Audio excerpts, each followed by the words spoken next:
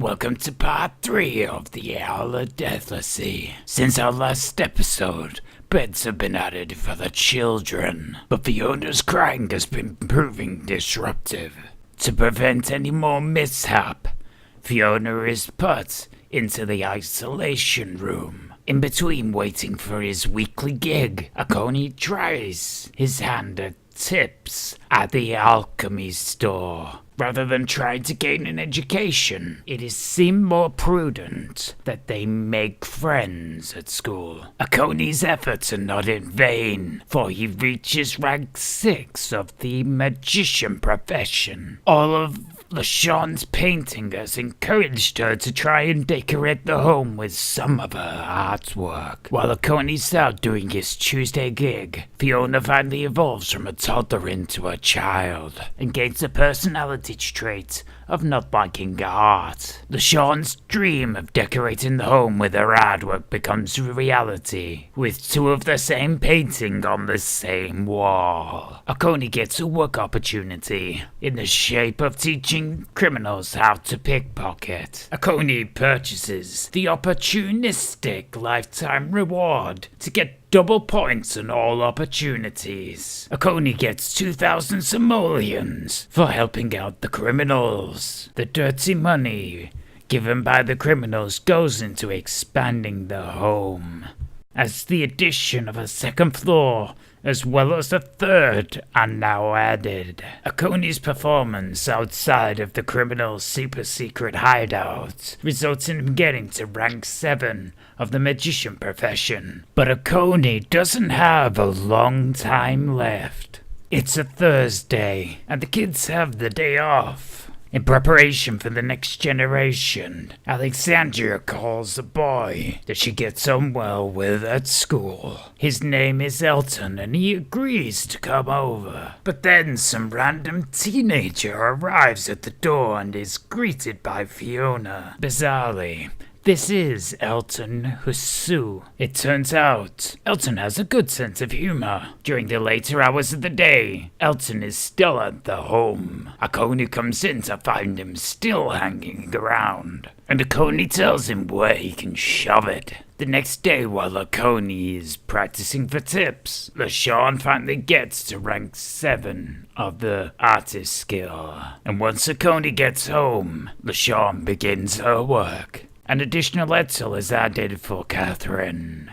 The next day, Akoni has a gig at a different venue, and Earl goes fishing for toads, one of the ingredients required in order to be able to turn someone into a witch. And the painting is finished. But what on earth am I looking at? Earl is successful in capturing a toad. During the later parts of the day marks a celebration of Alexandra and their adopted children's birthday. Catherine is the first child to evolve. Catherine grew up well and gains the perfectionist trait as a result. Duncan is the second child to evolve and gains the supernatural trait as well as an emo haircut. Bethany comes in at number 3 and is also a supernatural fan. Despite needing sleep, Earl is the 4th child to evolve and gains a light sleeper trait. While celebrations are going on at the house, Akoni gets to rank 8 of the magician profession. And last but not least, Alexandra, the one heir to the Ayala Deathlacy,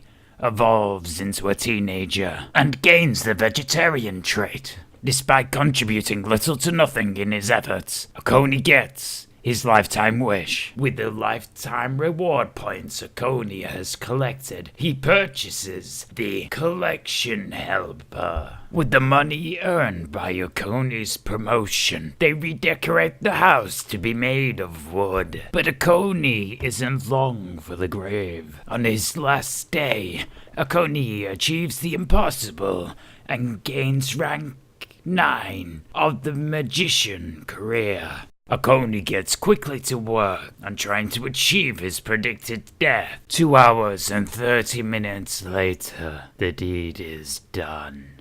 While the family flock around the grave, Lashawn purchases the stone-hearted lifetime reward. But the death has a deep effect on the children. Fiona, who seemingly evolved off-screen, gained the vegetarian trait when turning into a teenager. Inspired by his father's demise, Earl decides he wishes to become a top world-renowned surgeon. After spending most of her life on someone else's lifetime wish, Lashawn is now free to pursue her own goals. But Earl isn't the only one motivated by their father's death. Alexandra, motivated by her mean-spirited trait, gains the aspiration of wanting to become the Empress of Evil. And now at the end of episode 3, we are now up to 3 points. 1 for the sort of painting of Akoni, 1 for the lifetime wish achieved, and 1 for the death predetermined. But will Lashawn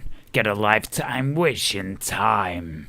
Will she be able to conjure 2 witches' brews, 1 for herself and for Bethany, and get to the right level to be able to make the haunting curse? Find out this and more in the next episode of the Ayala Deathlacy.